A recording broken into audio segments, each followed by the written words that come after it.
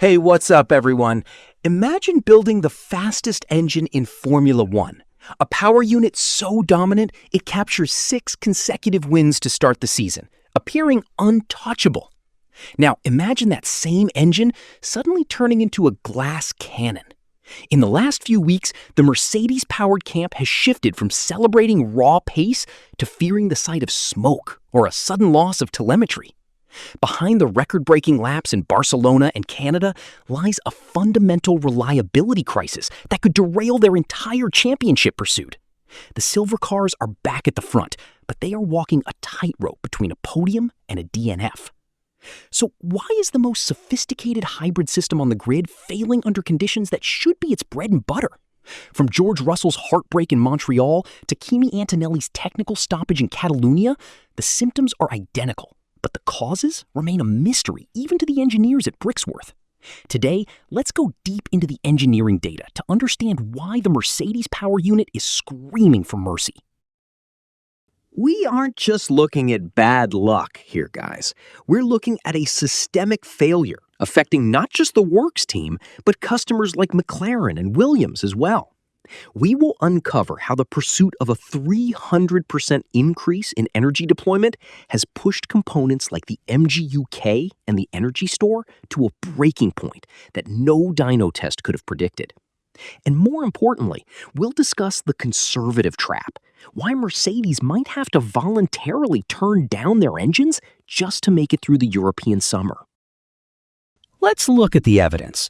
The reliability cracks first appeared prominently at McLaren with a double DNS in Shanghai due to power unit electronics.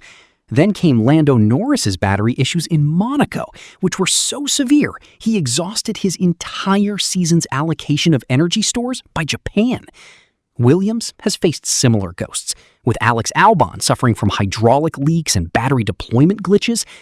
But the most alarming data points came from the works team, George Russell in Canada and Kimi Antonelli in Spain. 2 different drivers, 2 different tracks, but one shared symptom: a strange noise from the engine, followed by a total sudden shutdown. Yes, the initial theory was simple: heat.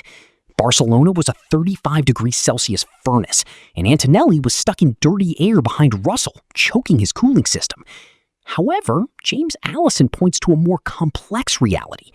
George Russell's failure in Canada happened in much cooler air while he was leading the race with optimal airflow. This suggests the problem isn't just getting too hot. It's about the extreme sensitivity of the battery modules to even minor thermal spikes.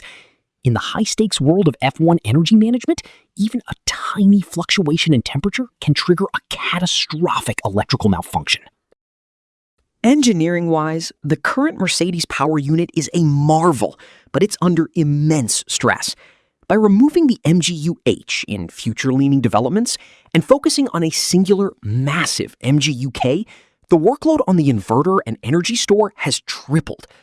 Here is the catch. These components are tested on dyno benches, which are stable environments. But on a real track, these parts are subjected to violent G-forces, curb strikes, and massive downforce pressures. These external vibrations can cause micro-shorts or component malfunctions that simply don't happen in a laboratory. The Mercedes battery might be the best at deploying power, but it may have become too fragile to survive the physical violence of a Grand Prix weekend. Mercedes is currently in a race against time. Because the battery units are so volatile when damaged, they cannot be flown back to the UK. They must be shipped by sea to avoid fire risks on planes. This creates a massive delay in diagnosing the fault. While they wait for answers, the European summer is heating up. With races like Austria approaching, where the air is thin and the demands on traction are high, Mercedes faces a grim choice: run at full power and risk a blowout, or turn the engine down and lose their competitive edge to a surging Ferrari and a lighter Red Bull. All right, Mercedes is currently the benchmark for speed, but their performance-first philosophy has left them vulnerable.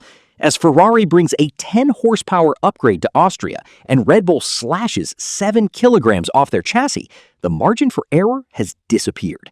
If Mercedes cannot find a way to stabilize their cooling and battery sensitivity without sacrificing aerodynamics, their resurgence might be short-lived. They aren't just fighting their rivals anymore. They are fighting the laws of physics and the limits of their own engineering. So the question for you now is this. Should Mercedes play it safe and settle for guaranteed points? Or should they keep pushing the limit and risk more DNFs to prove they are the fastest? And given these struggles, do you think Mercedes is truly ready for the even more complex engine regulations coming in 2026? Drop your thoughts in the comments. I want to know if you think the silver arrows are back or if they're just burning out. Don't forget to like and subscribe for more deep dive F1 analysis. See you at the next race. Take care, guys.